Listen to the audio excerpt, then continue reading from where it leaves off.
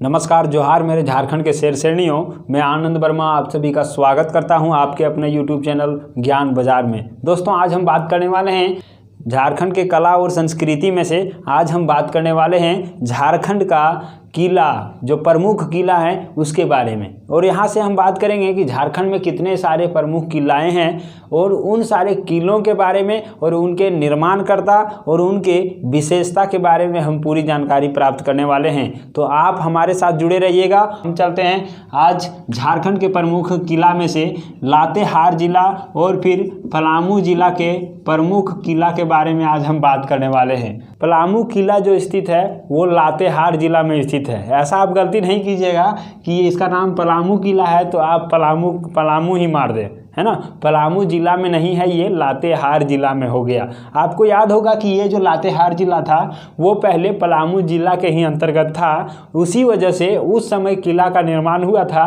और वो किला का नाम पलामू किला रखा गया। लेकिन 4 अप्रैल 2001 को, यहाँ पे डेट आप याद रखेंगे कि 4 अप्रैल 2001 को लातेहार जिला पलामू जिला से अलग होकर के अपना एक ज़िला बना लेता है। और उस समय जब अलग हो गया तो उसके बाद जो पलामू किला था वो पलामू किला लातेहार जिला में आ गया। तो यहाँ से ये चीज़ आपका क्लियर हो गया कि पलामू किला हमारा लातेहार जिला में अवस्थित है।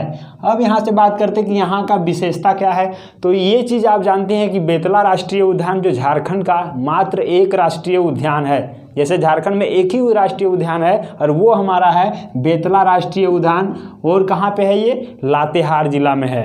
और यहाँ ये जो लातेहार जिला में हमारा बेतला राष्ट्रीय उद्यान है उससे 5 किलोमीटर के दूरी पर ही ये पलामू किला अवस्थित है। तो ये इसका विशेषता हो जाता है कि बेतला राष्ट्रीय उद्यान यदि आप घूमने गए हैं तो वहाँ से 5 किलोमीटर की दूरी पर ही है, तो आप पलामू किला भी जा कर के घूम लेंगे। बहुत ही अच्छा यहाँ का दृश्य है। ये किला भी बहुत पुराना किला है। उसके बाद हम बात करते हैं दोस्तों इसके निर्माण को लेकर के। तो निर्माण इसका हम देखेंगे तो ये हमारा चेरोवंशी शासक के द्वारा इसका निर्माण कराया गया।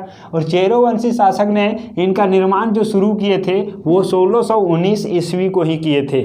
निर्माण वर्ष भी याद रखेंगे कि कब निर्माण करना शुरू किए थे, तो 1619 में किए थे। यहाँ पे हम मुख्यतः ये बात करेंगे कि चेरोवंशी शासक के द्वारा ये पलामू किला का निर्माण कराया गया। और यहाँ पे मुख्य रूप से 2 किला अवस्थित हैं। एक वो किला जो पुराने किला थे और वहीं पे एक नए किला का भी निर्माण कराया गया था। तो उसके बारे में हम जानते हैं। पुराने किला जो है उनका निर्माण चेरोवंशी शासक के द्वारा, जिसका नाम था प्रताप राय, इन्होंने पुराने किला का निर्माण कराया था। और ये जो प्रताप राय हैं ये हमारा शाहजहाँ के समकालीन हैं। अर्थात उस समय शाहजहाँ का शासन चल रहा था, उसी समय इस जगह पर किनका? प्रताप राय का शासन चल रहा था और वो चेरोवंशी शासक थे। और इन्होंने ही पुराना किला का निर्माण कराया था जो पलामू किला का है। यहीं पे बात करेंगे दोस्तों कि नया किला का निर्माण किन्होंने कराया था। तो ये भी चेरोवंशी शासक ही थे और इनका नाम था मेदिनी राय। और इन्होंने ये हमारा नए किला का निर्माण करवाया था। मेदिनी राय के बारे में जानिए कि औरंगजेब जो हैं उनके समकालीन थे।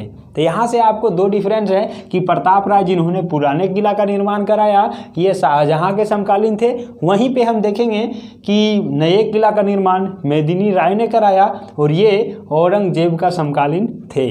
तो यहाँ से ये चीज़ हमारा दोनों क्लियर हो जाता है। और यहीं पे हम बात करते हैं दोस्तों कि ये नए किला जो है, नए किला का जो गेट है, दरवाज़ा था, वो अभी भी है।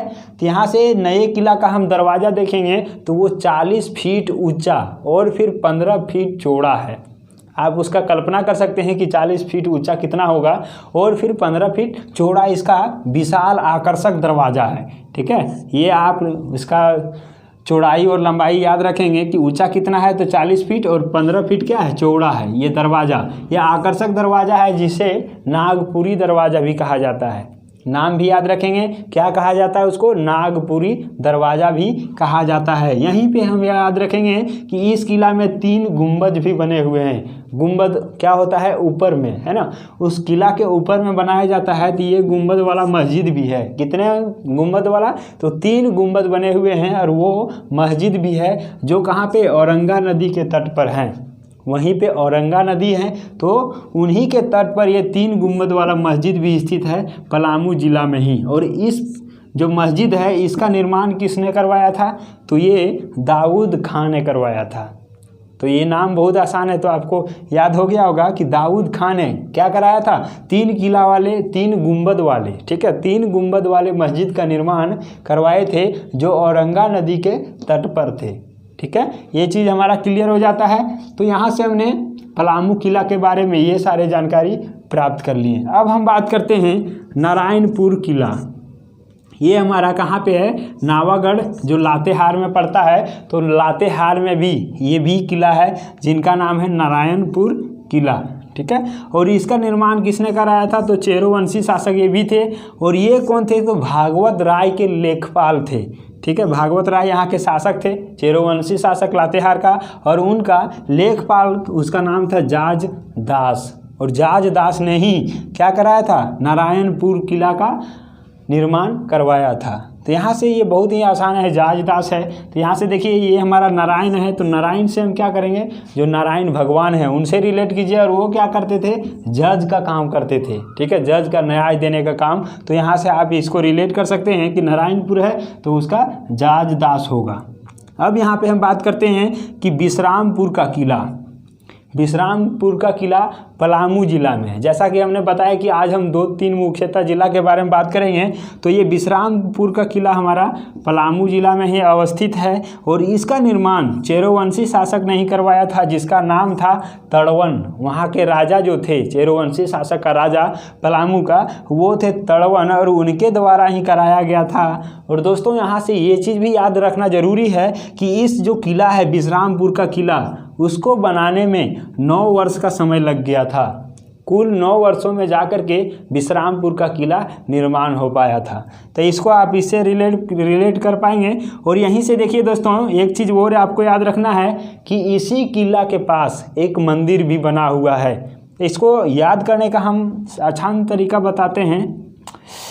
इसको याद करने का हम आसान तरीका बताते हैं कि ये हमारा तड़वन है, और फिर यहाँ पे क्या देखेंगे? ये विश्रामपुर है। तो यहाँ से देखिए कि चेरोवंशी शासक जो ये थे, तड़वन थे, इनको क्या करना था? विश्राम करना था। तो विश्राम करना था, इन्होंने बताया क्या? शासक थे, राजा थे। तो इन्होंने बोला कि भाई हमको ये विश्राम करना है, तो उनके लिए क्या करना होगा कि एक किला का निर्माण करना होगा। तो उसी के लिए क्या किया? 9 वर्ष में उनके जो काम करने वाले थे उन्होंने 9 वर्षों में जाकर के किला का निर्माण किया, और उसी किला का नाम क्या पड़ा? विश्रामपुर। तो यहाँ से आप आसानी से रिलेट कर पाएंगे। नेक्स्ट हम बात करते हैं कि चैनपुर का किला, जो हमारा मेदिनीनगर पलामू में स्थित है। मेदिनीनगर पलामू का एक प्रखंड है और उसी प्रखंड में स्थित है। लेकिन चैनपुर भी हमारा क्या है? चैनपुर एक अलग प्रखंड है, लेकिन मेदिनीनगर एक अलग प्रखंड है। लेकिन मेदिनीनगर में ही अवस्थित है ये चैनपुर का किला, जो पलामू जिला में है। और यहाँ की हम विशेषता की बात करें तो ये हमारा चैनपुर बंगला नामक एक नया स्मारक भी बना हुआ है इसके बगल में। कहाँ पे? तो चैनपुर का किला है, उसी के बगल में चैनपुर बंगला नामक नया स्मारक भी है। और इसका निर्माण कराने वाले जो थे, ये हमारा पूरनमल के वंशधरों ने कराया था। ठीक है, पूरनमल के वंशधर जो थे, उन्हीं के वंशों वाले ने इस किला का, चैनपुर किला का निर्माण करवाए थे। ये हम बात करें दोस्तों कि चैनपुर नामक किला जो है वो कहाँ, किस नदी पे किनारे है? तो कोयल नदी के तट पर स्थित है ये किला। अब हम बात करते हैं कि शाहपुर का किला, और ये शाहपुर का किला जो है पलामू जिला में ही है। और यहाँ का हम देखेंगे निर्माण इसका, तो 1772 ईस्वी में गोपाल राय के द्वारा शाहपुर का किला का निर्माण कराया गया था। इसमें हम देखेंगे कि ये जो शाहपुर का किला है, ये मुगल कालीन स्थापत्य कला का जो है, स्थापत्य कला का उदाहरण प्रस्तुत करता है शाहपुर का किला। नेक्स्ट हम बात करेंगे रोहिल्ला का किला, और ये रोहिल्ला का किला क्या है? तो अली, ये जो है हमारा कहाँ पे अवस्थित है? ये अलीनगर, जो जपला है पलामू के अंतर्गत, वहाँ पे रोहिल्ला का किला अवस्थित है। और इसका निर्माण जो कराया था ये रोहिल्ला सरदार ने करवाया था, रोहिल्ला का राजा ने करवाया था, जिसका नाम था मुजफ्फर खान। तो ये चीज़ आप आसानी से याद रखेंगे, उतना डिफ़िकल्ट नाम नहीं है, इसीलिए हमने ट्रिक नहीं बनाया इसका।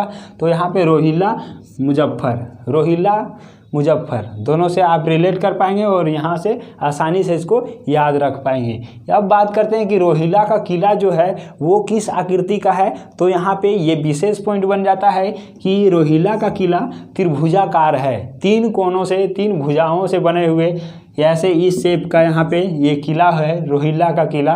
तो आप इसको रिलेट कर पाए होंगे। अब बात करते हैं दोस्तों लास्ट की, हम कुंडा का किला है, और ये कुंडा का किला कहाँ है, चतरा जिला में है। ठीक है, कुंडा चतरा जिला में है, तो वहीं पे अवस्थित ये कुंडा का किला है और इसका निर्माण 14वीं शताब्दी में ही करवाया गया था। जैसे अभी 21वीं शताब्दी चल रहा है ना, तो वो 14वीं में ही करवाया गया था, मतलब 1300 से कुछ होगा प्लस, उसमें ये करवाया गया था और ये हमारा चेरोवंशी राजा के द्वारा ही करवाया गया था। तो यहाँ से हमने ये मुख्यतः जो किले थे पलामू जिला और लातेहार जिला और फिर चतरा जिला में जो भी प्रमुख किले थे इनके बारे में यहाँ से पूरी जानकारी हमने प्राप्त कर लिया है। फिर से एक बार हम क्विक रिवीजन करते हैं कि पलामू का किला जो लातेहार जिला में अवस्थित है, यहाँ पे हमने देखा कि ये बेतला राष्ट्रीय उद्यान से 5 किलोमीटर की दूरी पर अवस्थित है। वहीं पे हम बात किए दोस्तों कि पलामू का किला 2 किलों में बटा हुआ है, एक पुराना किला और एक नया किला। और हम यहाँ पे बात किए कि इसका जो गेट है वो 40 फीट ऊँचा और 15 फीट चौड़ा इसका गेट है, ये हमारा आकर्षण का पॉइंट बन जाता है। वहीं पे हम बात किए कि नारायणपुर का किला जो है लातेहार जिला में अवस्थित है और यहाँ से इसका निर्माण कराने वाले जो थे जहाजदास थे। और फिर हमने बात किया कि विश्रामपुर का किला जो पलामू में अवस्थित है और यहाँ से हमने देखा कि ये 9 वर्षों में बनकर के तैयार हुआ था। फिर हमने बात किया कि चैनपुर का किला जो मेदिनीनगर पलामू में अवस्थित है और इसी में क्या है, चैनपुर बंगला नामक एक नया स्मारक भी बना हुआ है। फिर हमने यहाँ पे बात किया कि शाहपुर का किला जो पलामू में अवस्थित है और ये मुगल कालीन स्थापत्य का एक उदाहरण भी है। यहीं पे हमने देखा कि रोहिला का किला जो है वो त्रिभुजाकार है और इसका निर्माण करने वाले को उसका नाम है हमारा क्या, मुजफ्फर खां है। अब हम बात किए थे लास्ट की कुंडा जो है, कुंडा का किला कुंडा में है जो चतरा जिला में अवस्थित है और इसका निर्माण 14वीं शताब्दी में ही कराया गया था। और वो कौन कराए थे, तो चेरोवंशी राजा के द्वारा ही कराया गया था। तो इस तरह से ये सारा कुछ आपको बहुत ही आसानी से समझ में आ गया होगा, सारा कुछ यहाँ से आप रिलेट कर पाए होंगे। और आपको यदि यहाँ से कोई भी क्वेश्चन पूछा जाता है, किसी भी एग्ज़ाम में पूछा जाता है, तो आप उसे बहुत ही आसानी से बना पाएंगे, सॉल्व कर पाएंगे। तो दोस्तों हमें विश्वास है कि ये सारा कुछ आपको बहुत ही आसानी से समझ में आ गया होगा।